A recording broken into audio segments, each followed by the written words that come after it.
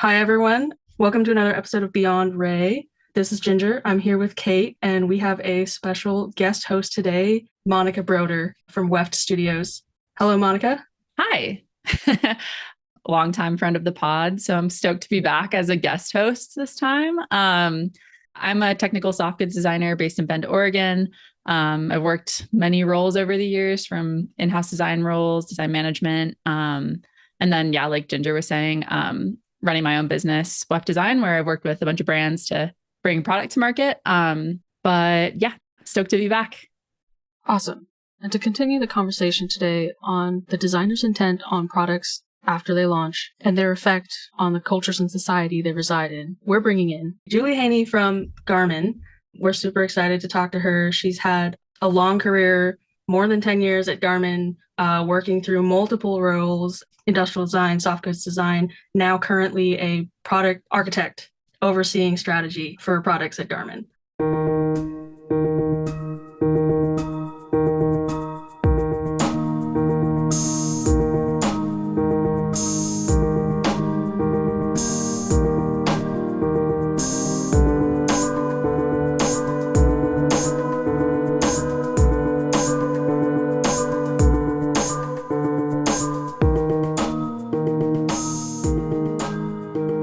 Welcome to the show, Julie.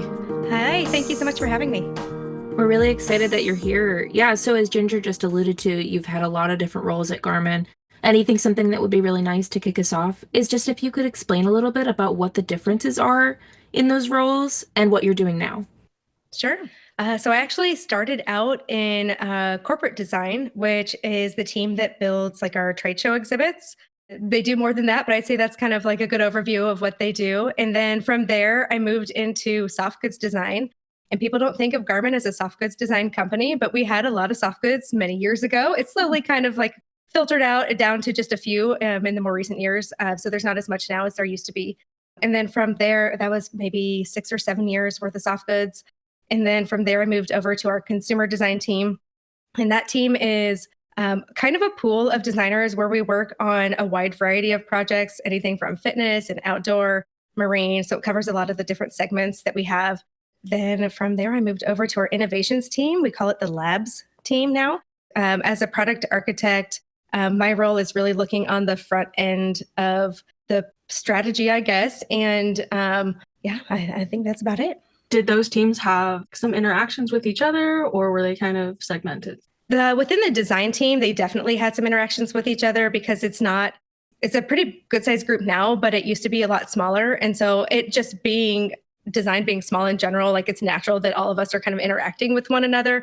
But we were a little bit more siloed as a design team and just working with those outside, maybe like mechanical engineers or whoever you were working with on a particular project. But now in the innovations team, I spend more time working with a wide variety of disciplines. So it's definitely a different perspective there. So can you elaborate a little bit on what it means when you say strategy? It sounds like you're at the beginning of the process, like you're kind of working on that front end of really the innovation, the strategy. I guess, how does that relate to like product line management? Are you like briefing things in? Say more. It's very similar to product management, but it's before we have a development plan for something. So cool. That's a big difference, I think, as a designer. Typically, when you have a project, there's already a development plan for it. And you have parameters that you're working around within that development plan. But for the innovations team, this is zooming out a little bit before it gets to that stage. And why are we going to make the products that we're going to make? So there's a lot of market research and user research and kind of building up a business case for it. So I guess that would be the part of the strategy, if that makes sense. Yeah. Super cool. Totally. Yeah. What was it early on in your career or even more recently that made you start wanting to shift towards that part of the process and work in this space? I think it's really fun to be a part of the design process and problem solving. But when you do have those parameters to work around, that it's different. That means that you're looking more at trend research or form studies or usability studies. And now zooming out a little bit, it's just asking some of those bigger questions before you get to that stage. So the design process was a lot of fun for many years, but then after a while of doing that, you start asking questions of, well, why did we get to this point? And how can I have more of an impact on the type of products that we're designing? So I think that for me was pretty exciting to step out of that, zoom out a little bit and look at the bigger picture. I assume that more towards the execution side of product, by then you're pretty hands-off and you're probably moving on to the next brief, next pitch. Yes. Do you miss some of those like detail design work near the implementation part of things? Yes and no. I think design is such a fast-paced industry. And I was getting to a point where I'm like, man, these people are so like these young people coming straight out of school are so fast and so talented. And they're learning things that I didn't learn till I was working, they're like already doing that in school. So it was tough to keep up with after a while. But I do still get to use my design skills. I build presentations, and when I put together a pitch deck, I'm creating renderings, and they're not based on total reality. They're based on enough reality on my experience. But I know that eventually that if that concept, it's more to get the idea across of this is how cool it could be if we decide to approve this and go down this path of creating this concept. And then eventually it's going to go to the design team, and they're going to do a much better job at making it amazing from there. So I do miss a little bit of that, but I also recognize that there's some really talented people that we fully trust to take it on and make it better. So that more surface level design work that you're doing to create the concepts, to what end? Like, what are you using those for, and what are you learning from them, and then eventually passing on to those implementation designers? I think picture is worth 1,000 words. And when you're having conversations with engineers that have a hard time envisioning what your idea could materialize as, it's really just selling the idea with all of the caveats and all of the design is not final slapped across the whole thing. It's like, this is really just an example of what this could be, but it does help build a little bit of excitement around it as long as we're very clear that this is not the final path and that it's going to continue to change. And I think everybody that we are working with has been doing it long enough to be able to recognize that this is exciting to look at, but we know that eventually it's going to continue to develop and evolve over time. Selfishly, I'm a little curious about strategies for separating this conceptual to reality that we'll come to expect. Obviously, the design team knows where the concepts come from and knows what parts aren't complete, what isn't real. If you have people that are mistaken in that matter, fair, yeah. Is there something that your role is doing besides draft text and caveats?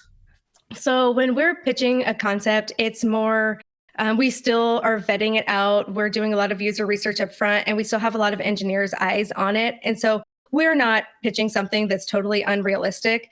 So from a design standpoint, I don't think there's anything that is too terrifying or that can't, at this point, there's no parameters around it. So our goal is to get approval. And then once we have the approval, we start building what the concept looks like and start filling out what we call a product development plan and getting a lot more detail into how this is going to continue to evolve. But the point of the pitch is to not just build excitement around it, but also show all of the research and the work that has been done up front to make sure that they know that there's no more extraordinary claims left and that we've vetted everything out to the point where we're ready to start putting other teams on this to develop it. Gotcha. Can you just define the extraordinary claims phrase that you just mentioned? Yeah, that's a common one we use in our innovations group. So if we're going to do something that we know this is like wildly out there, it's blue sky, or it's a technology that's not quite understood, it's a risk, right? And so we want to prove it out. And it's nothing so an extraordinary claim is something that we're not sure it can be fully implemented yet. And so our team spends that time really vetting that out. And we have a lot of engineers and different types of disciplines that are working through that. And then we say, okay, what other risks have we not covered yet? And so we kind of go down the line of other risks that could potentially come up and make sure that we're vetting that out. And at that point, that's when we're taking this pitch deck to our executive teams and using those renderings based on what we've learned at that point. So here's the extraordinary claims that we had. Here's the testing that we did. Here's the user research or market research. And here's an idea of what it could potentially look like. It sounds like such a cool job. Yeah. It's been so much fun. I mean, I love the design process and it was so much fun to be a part of that team, but I'm just refreshed and learning new things and it's super fun.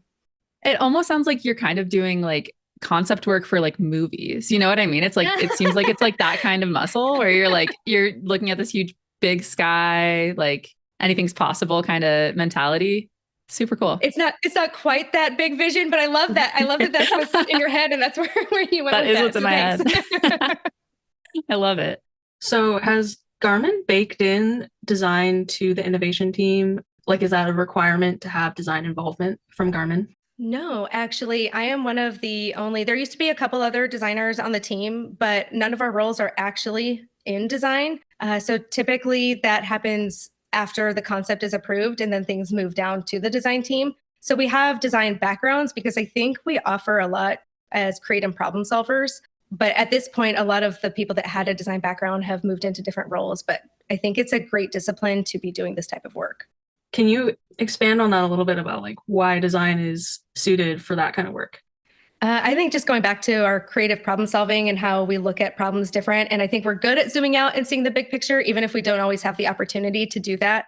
And then really just thinking about the end customer and how we're solving a problem for a specific person, where I think sometimes other disciplines are trained to more hyper focus on a technology or they solve problems in a different way. So it's also creative problem solving, but maybe thinking less about the end customer.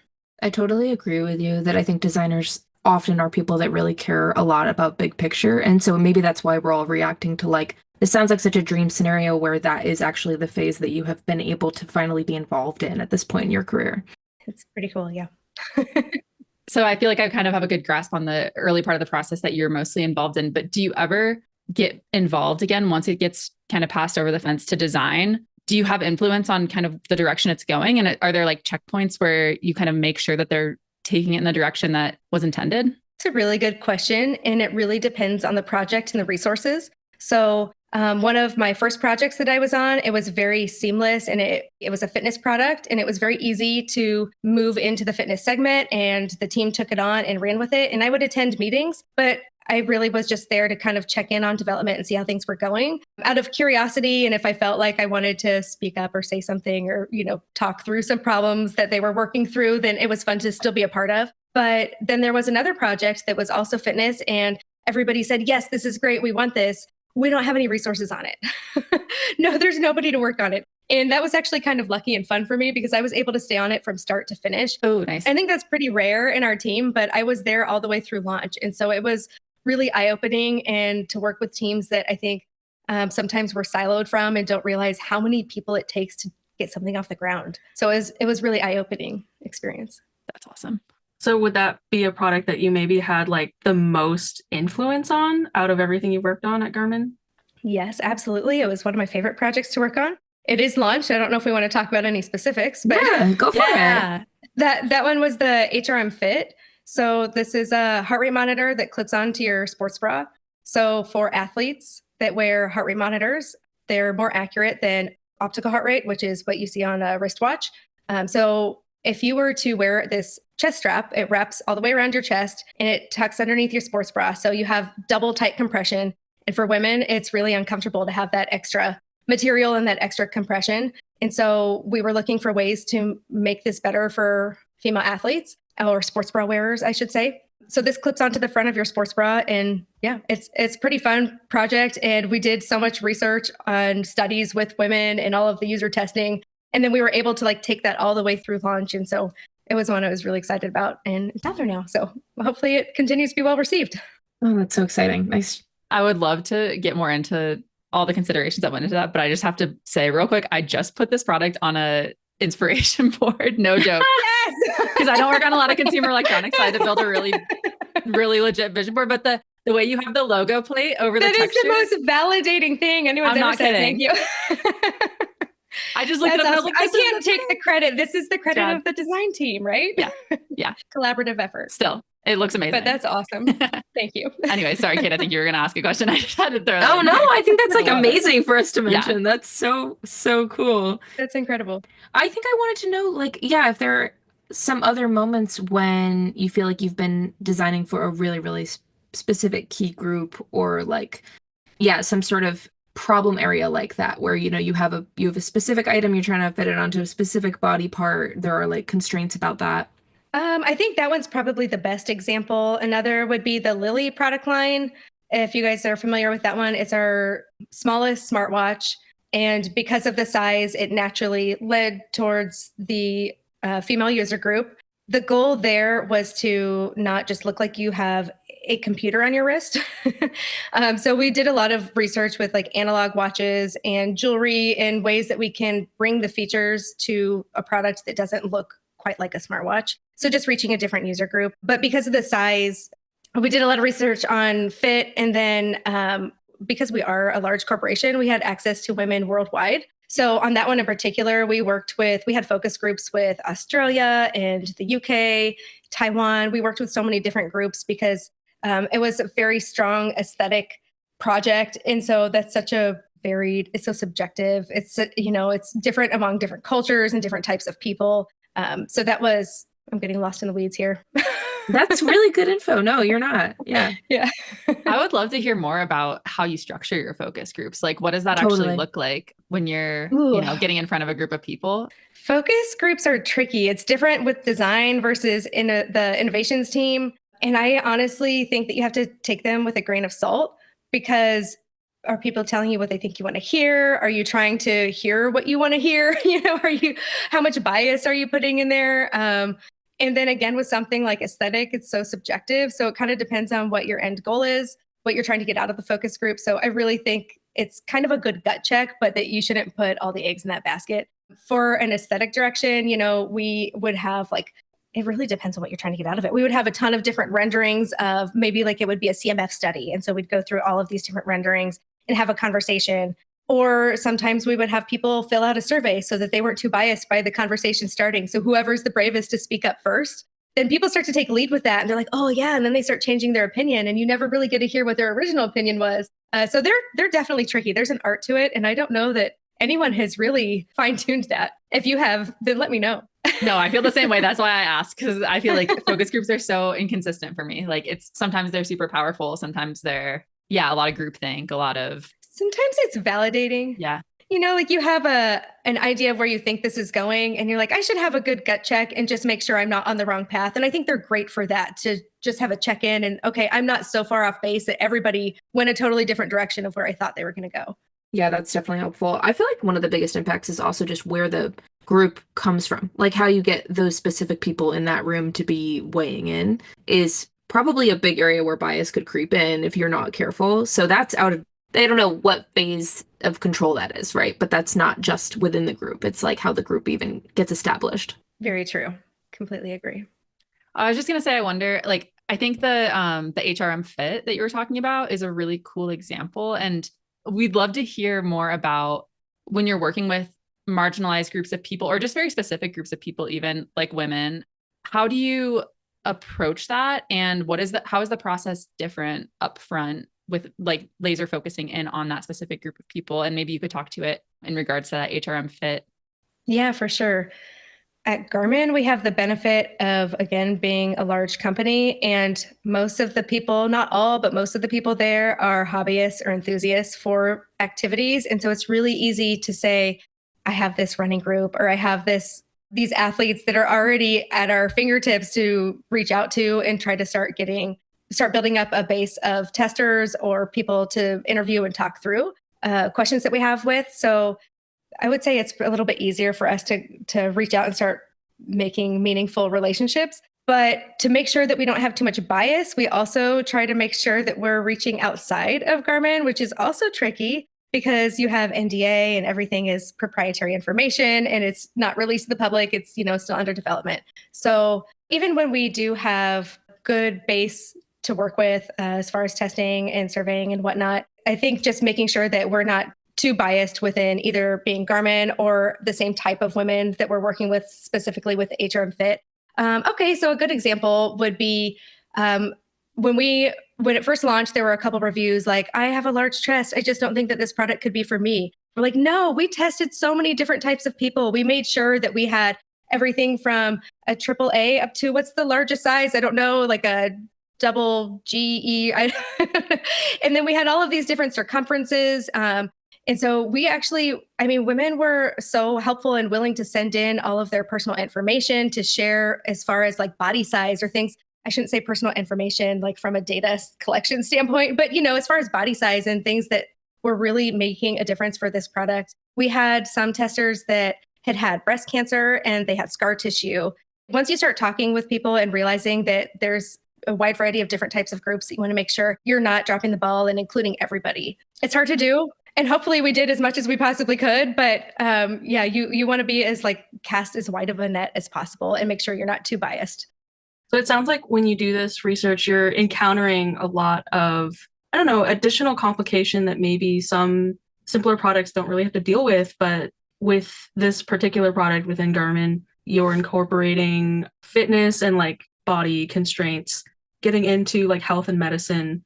How do you tackle that extra layer of complication when researching and creating the parameters for something like the HRM Fit?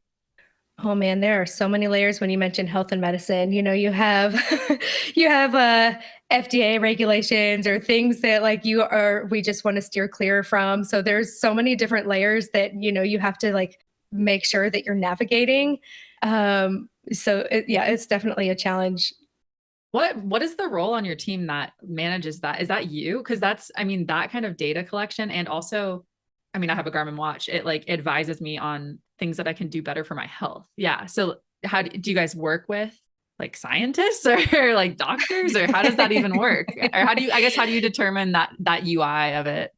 I don't know the specifics of where all of that comes from. So we're not a part of the team that works with that, but we do have a lot of engineers that have particular algorithms that they're pulling together. And I know that everything's like up to date with the latest. I don't know how that relates to medical backgrounds and whatnot. So I can't really speak to any of that. It makes sense that wouldn't be design work. But I mean, you do encounter, so our team does a lot of the surveys and the data collection. And I do think that it's challenging early on to know how much you're allowed to ask, what type of information you should collect, how this impacts everything later down the road. So it's definitely a lot of nuance to be involved in data collection. There are teams for specific products that like are dedicated to that. But on our end, since we're just looking at before it gets to that point, it's a little bit more of a wild, wild west situation. So we still have to go through approvals through HR and make sure that we're sending out things that we're allowed to be sending out, especially if it's leaving Garmin. But yeah. It is a little bit more in the design vein of things, although it might be UI. As you think about people's relationship with these objects and what like an important part of their life they become, how do you think about the mental impact or sort of like the relationship impact of understanding this much about your fitness and your abilities? This is a really, really tough one because Garmin's, I think originally our core customers have been, or at least where we started, were more performance-driven athletes. And that's a customer that wants all of the information. They live by it, they breathe by it, they train by it. This is a customer that all of that information is really pushing their training and their performance for, running or cycling or whatever it is that they're enthusiasts for. And then as we grew, I think we started to branch out more into mass market and wellness. And that's a customer base that too much information could potentially be damaging for some, right? And so then you have how much do you share? There's some really funny bits out there, some funny reels that are competitors, saying, you got out of your chair today, good job. And then have you seen these? And then there's the Garmin one where it's like, you just ran a half marathon. Your Garmin just told you you're unproductive and your spouse is cheating on you. I do feel personally attacked when they say unproductive. They're like, you're unproductive. I'm like, I just ran so far. Yeah. So there's some pretty funny things out there about it. And it's not too far off, but it's that fine balance of like people who really want everything. And then people who are like, stop telling me all of this. I think it really comes down to the message that you're getting across. And I think we've done a good job over time of breaking that down into branding and different types of products. So, you have like a Forerunner that, that's going to be a more dedicated athlete that's going to want everything. And then you have a Vivo Active or a Venue that's going to be more of a wellness customer. Maybe stop telling me to get up and go run. So I'm not saying that it's great yet, but I think it's gotten better over time. Oh, that's so funny. And what about like your perspective on being part of the company that has changed like from performance athlete to general market? Like, has that shifted a lot of the way that you think about your work or the impact that you are having day to day? I think both of those markets are still very valid and exist. And it's really fun to be able to switch up your mindset and be a part of, and I think all of the teams are good at doing this for the most part, switching it up and being a part of that more performance athlete project, and then maybe shifting gears and taking a look more at a wellness type of project. And so it really kind of helps keep you fresh and make sure you're talking to different types of people and in understanding the differences and how you can be more effective for each of those different groups. Mm-hmm. Do you think that ability to like change the focus of what you're working on has allowed you to have such a long, like productive tenure at Garmin? For sure. If you're too like focused on one thing, I think you get a little bit jaded by it, and potentially it's hard to come up with new, fresh ideas, right? Like, I think it's kind of nice to be able to switch up your mindset and take a look at, be varied. I don't know if all of the teams have that same ability, but I know that the design team does, and the team that I work on does as well. So it's been really nice to be able to consider different markets and user groups and not always feel like I'm a runner. Like, I don't want to always think I'm designing for myself. And obviously not every runner we're designing for is just like me, but it is nice to kind of think outside of your own interests and hobbies as well. How do you balance the, I feel like this is pretty common with a lot of like outdoor or sport brands where they have kind of like those two segments. I kind of consider aspirational and then like everyday, Mm-hmm. but you, at least like the way I see it, you end up finding everyday customers that are looking for that aspirational product because they're aspiring to be something, Right. you know? And so how do you balance that with, when you're working on those more like wellness, everyday products? How do you balance wanting to give them what you think they need and then also taking into consideration what their aspirations might be? That one is also tough. I think we excel at focusing on the niche customer and solving a problem for that specific activity or that specific customer. And then there's the trickle effect of once you've really like hit the nail on the head with an aspirational product, then I think it eventually branches out and other people start to be excited about it, even if they aren't really into that activity yet. So I think it's harder coming in and designing for mass market or, because it's too much of a jack of all trades, or who is that customer? That's everybody, right? So if you focus on a more specific person or a more specific user group or customer, and then that slowly kind of trickles down and becomes more exciting for other users. But I think on the flip side, understanding that the mass market is like so much of your base, you probably do prioritize them. Are there times that what you learn in those sorts of focus groups or like really focusing on the main user impacts the higher up athletes or sort of like reframes the way that you would look the other direction? Absolutely. I think because we did start in the more sports category, right? And that trickles down. But out of that came things like body battery or stress levels or things that I think are used across a wide variety of types of user groups. And that becoming more important potentially in the wellness group at this point, maybe not more important. I would say athletes use that for training and understanding their recovery and whatnot. So I definitely think that it's been beneficial for all groups. And now that we have this larger base that is more focused on wellness, I think we have dedicated teams that are really like trying to make sure that we are fulfilling their needs. And so what does that look like for this group? But at the core of it, it's still health and wellness, which is part of the equation to what the more performance athletes are trying to get at as well. So I think they're still, even if they're not reaching that aspirational level yet. So I think like when we talk to you about the Garmin products, the fact that you have like over a decade of experience there is very clear, like to talk about all of the different segmentations and customers that play into designing product at Garmin. How did your ability to navigate the product development process change as you grew in your career there? There's a couple different ways I can answer this. When I first started, I think I was the first or second woman hired on the design team. And I think people would come to me asking my opinion on something, and my voice would be like, okay, that's what women think. Oh my gosh, of course. A lot of pressure. Right. So then I started to realize, okay, this is on me. I need to be able to like reframe my response and not like, I can't represent all women. So who is the user group that they're asking for? And I think we're really good at this now. So I'm not calling out any teams here, but I think it just naturally happens that way, right? Like, let's ask Julie. And so now it's, I think over time I was like, okay, who is this for?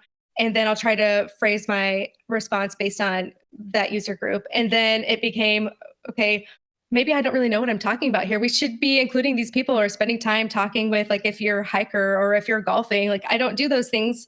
Well, I like to hike, but I'm not a golfer. And so, making sure that we're including people that are a part of that conversation. So that is something that changed over time. And then another piece to that is the types of disciplines. I think in design, you can often be more siloed with the other teams and not really seeing like how much effort goes into launching a consumer electronic, right? Like software is something that's been a total mystery to me for almost 2 decades. I'm trying to still wrap my head around software.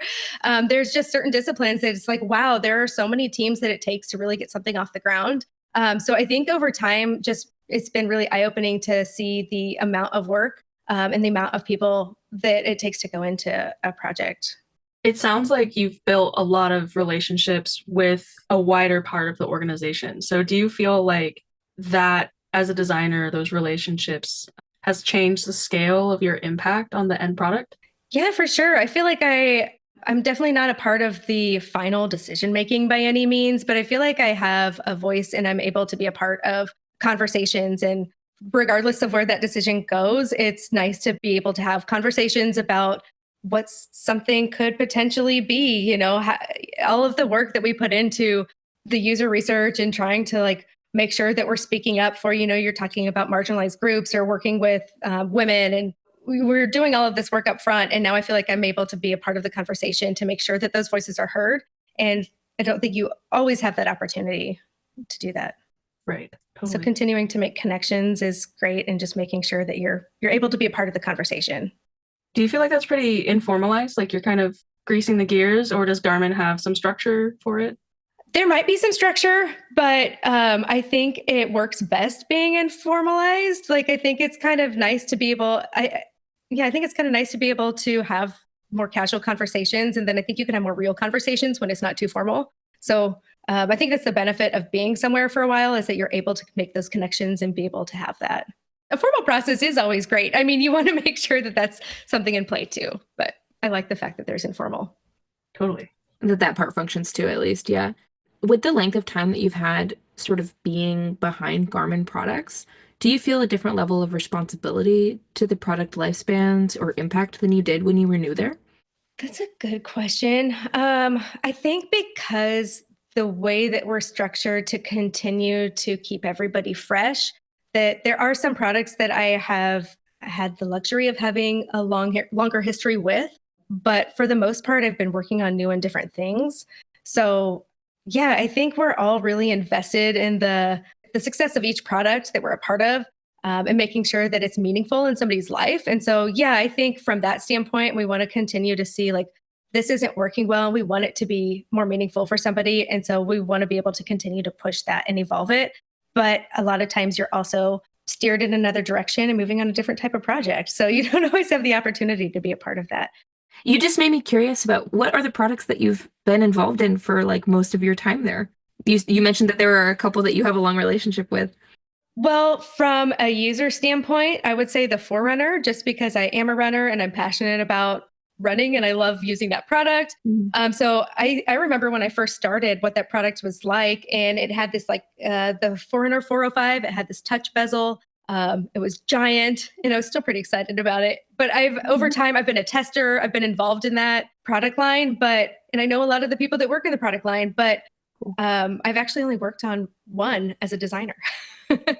So as far as something that I've actually worked on and been involved in, I would say the Lily is a good example, because I worked on that as a designer. And then I also worked on that a later generation when I moved over to the innovations team.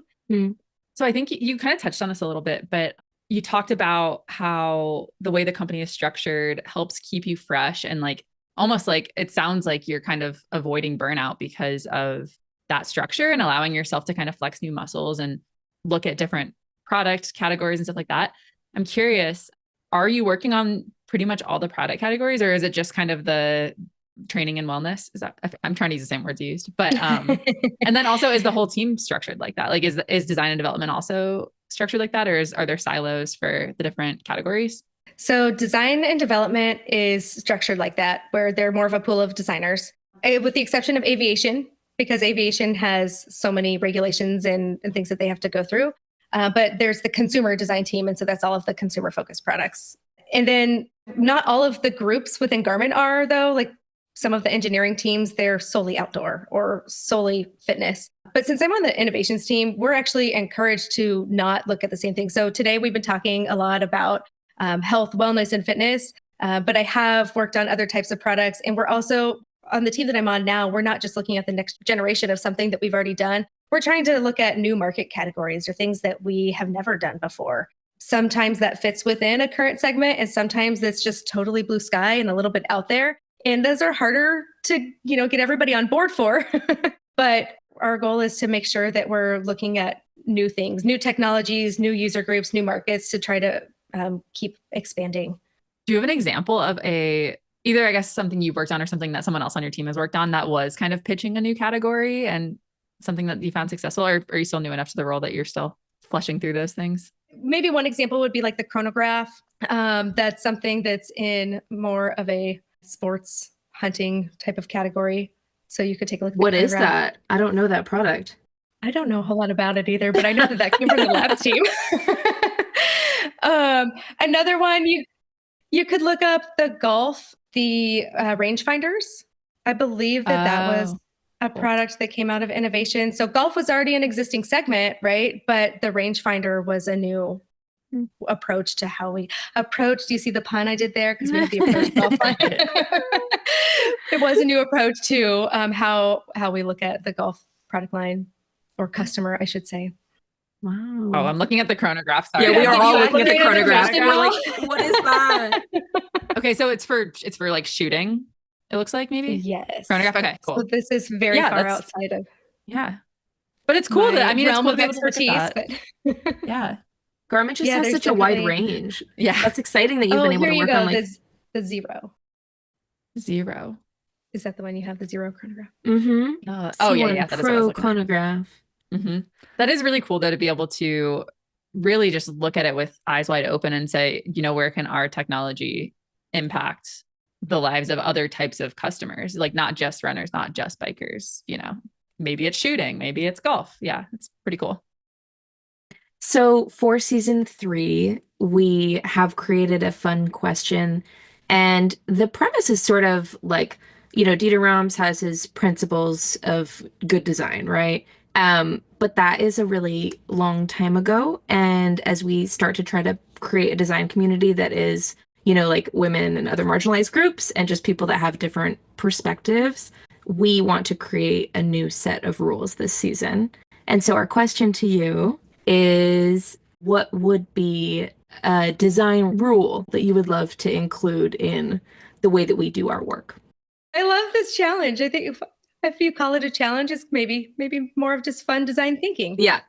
I would say, I think design should be making something meaningful in somebody's life.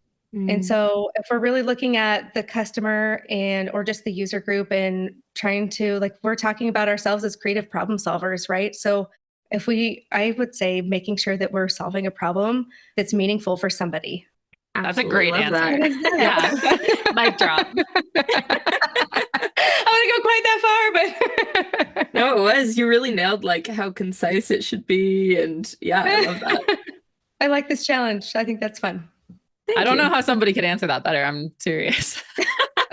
Well, Monica, maybe we have to put the question to you too, since you're also a guest. No, I'm not. You guys asked me what my favorite color was for my episode. That was way easier. We did. What is your color? Oh, it's changed. It changes all the time. I don't know what it is right now. What's your favorite color? You're the guest. Any shade of green. Mm-hmm. I own too much green. I think that's what you said, Monica. It was a specific shade of green. It was Lunar Rock. It was the Toyota colorway that they had just come out with. Lunar Rock. It's what like a that gray name. Green. Yeah. I mean, look it up, and once you see it, you'll never stop seeing it because it's beautiful. It's still beautiful. I'm going to look it up, but I might not ever be able to find you again. I love that you remember your answer, and I'm really glad you reminded us, because I remember thinking that was just the most designer answer ever. You picked a product color that is being used in the industry, which is so funny. And time nerd. That is a beautiful color. I'm with you. Right? Yeah. Oh my gosh. Okay, well, as we wrap up here, I just want to say, Julie, thank you so much for being on the episode with us. And we want to give our listeners the opportunity to follow along with your work or get in touch with you if you're comfortable with that. Is there a place that they should go find you? LinkedIn is probably the best. Okay, great. And Monica, how about for you? Since you're also not a guest, but a guest on this episode, what would be the best way for people to follow along with your work and get in touch? Also LinkedIn if you want to get in touch for sure. And if you want, I'm on Instagram. I think, what is my handle? I think it's Weft, WEFT .designs with an S at the end. Not plural was taken. So there's like a textile mill. That always happens. Yeah. Feel free to message me on there or on LinkedIn. Would love to get in touch with people. Everybody should definitely go look at Monica's Instagram because she posts some really, really cool stuff and is a very talented soft goods designer. I love following you. All right. And as ever, you can find us on our Instagram at @wid_Seattle and learn more about the podcast on beyondraypodcast.com. Thank you so much for listening.